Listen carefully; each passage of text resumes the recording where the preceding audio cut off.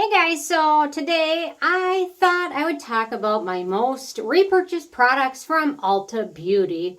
And Ulta Beauty is huge in the US. I know they were going to go into Canada for a while, and then the pandemic thing happened, and I don't think they're in Canada yet. So I hope you guys in Canada get one, and elsewhere across the world. Ulta is just such a great store to purchase from. They've got a nice variety of super expensive stuff and affordable stuff as well. And I love to see that. I love the fact that they have Drunk Elephant, and then they've got Bubble. So you can have a kid come in for a $70 moisturizer. You can tuck them into one that actually is like $20 that's probably more up their alley, which is what should happen. Or you just sell them the $70 one and whatever. But anyway, so these are some of my most often purchased products from Ulta. And the first one, I'm not going to talk about long because I've talked about it in, I think, like 100 videos in the last few months. But the Peach Slices Redness Relief Azelaic Acid Serum. This stuff's really nice. It's $20, azelaic acid, as well as some nice soothing ingredients in here. So if you haven't tried azelaic acid, it's really great for redness, hyperpigmentation, acne,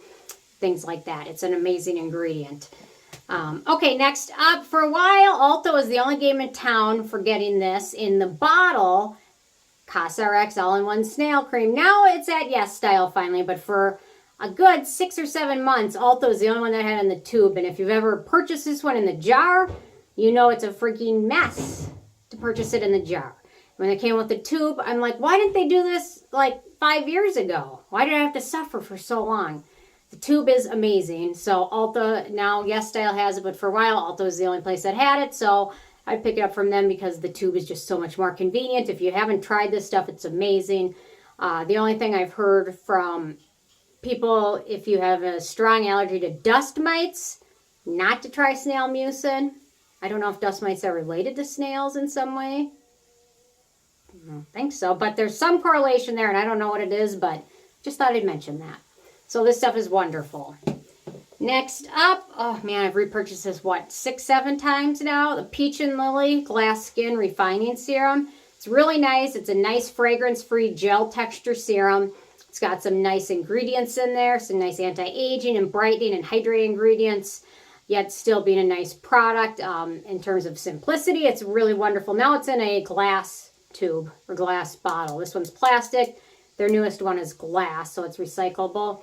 This one's also a really nice kind of neutralizing serum. So if you want to use like peptides in the same routine as maybe like an exfoliant or something, I always try and do a nice buffer between the two, so the pH between those two doesn't damage the peptide. So something like this is a really nice neutralizing product to use in between them. The Hygiene Natural Repair Serum is also great for that, and this one worth checking out at Ulta. And now I think they've got a jumbo size too. Of course, it's like, after I spent so many years buying 5 bottles, then they come with a jumbo one. But anyway. Okay, next up, the Ordinary multi-peptide serum with copper peptides. This has been a favorite of mine for so long, and now I've kind of getting into purchasing my own copper peptide powder. But I still like this as a base, or sometimes I'll mix a little bit of that in here and make this one a little bit stronger.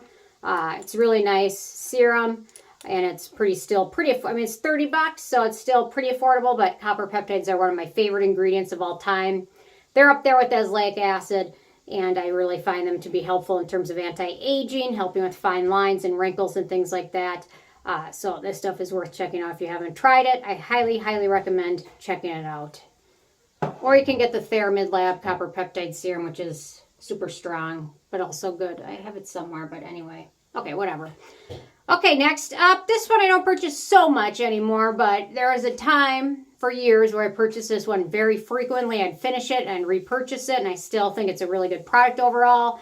That's the Cerave PM Facial Moisturizing Lotion. It's a pretty simple moisturizer. It doesn't have a lot of frills. I mean, it's got ceramides, niacinamide, licorice root, I think.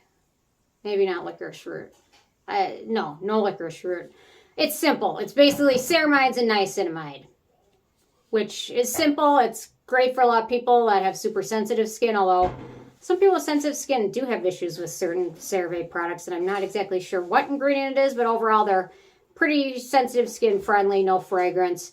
However, the older I get, the more I need in terms of helping with brightness anti-aging, helping with fine lines, helping with my melasma, things like that. So the simple ones, better for younger people that don't have all those issues going on. And me, I need all the help I can get with my wrinkles and things like that. Okay, next up, the Differin Adapalene Treatment Gel. They also have this in generic forms. Roche-Posay has their own form. Walgreens has their own version of it. So you don't necessarily have to buy Differin, but I think for a while, Differin was the main game in town. It's Adapalene. It's great for acne. I typically use this one more for anti-aging purposes, although Adapalene hasn't been researched a ton for that. I found it very helpful. Now I'm on to stronger things. I'm on prescription tretinoin or Altreno, which I find to be a little bit stronger, a little bit more beneficial. But for so many years, the Differin did a nice job for me. So if you, it's hard to get a prescription or something like that, the Differin's a great one to try, especially for breakouts and pores and things like that. I recommend it. It's still very affordable. A little bit goes a long way, and it's wonderful. Okay, I got 3 more left. Okay, this is my current go-to moisturizer. At nighttime, the Roche-Posay Lipikar, what do they call it? Their triple repair moisturizing cream. I always found this bottle to be kind of weird, but anyway, it's really nice. Although I will say it's kind of sticky.